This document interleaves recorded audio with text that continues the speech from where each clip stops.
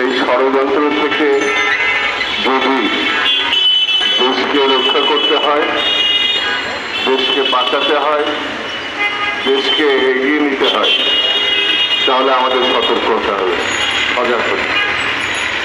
এছাড়া কোনোভাবেই দেশকে রক্ষা করা যাবে না, কঠিন হবে। সবাই জানে গণতন্ত্রে উত্তরণের জন্য নির্বাচনের কোনো বিকল্প নেই, সবাই জানে। কিন্তু কোন কোন মহল তারা ভিন্ন পথে দেশকে নিয়ে যেতে চায়। কেউ কেউ নতুন দল গঠনের মধ্যে দিয়ে ক্ষমতা যেতে চায়, এটা আমাদের আপত্তি নাই।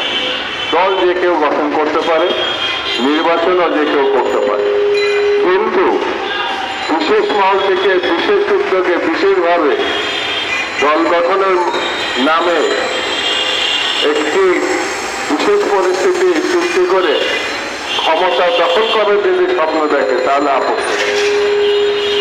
তাহলে আপত্তি আছে। এটা আমাদের বুঝতে হবে। বাজার ভালো অবস্থায় না, বাজারে গেলে মনে হয় সরকার বলেই দেশে কিছু নাই। আইন শৃঙ্খলা পরিস্থিতির দিকে তাকালে দেশে এমন একটা অরাজক পরিস্থিতির দিকে যাচ্ছে, সেই জায়গায় সরকারকে সতর্ক হতে হবে, শক্ত। আমি বেশি বক্তৃতা করার জন্য আসছে একটা পরিবার, এই পরিবারে একটা ভালো লোক নাই।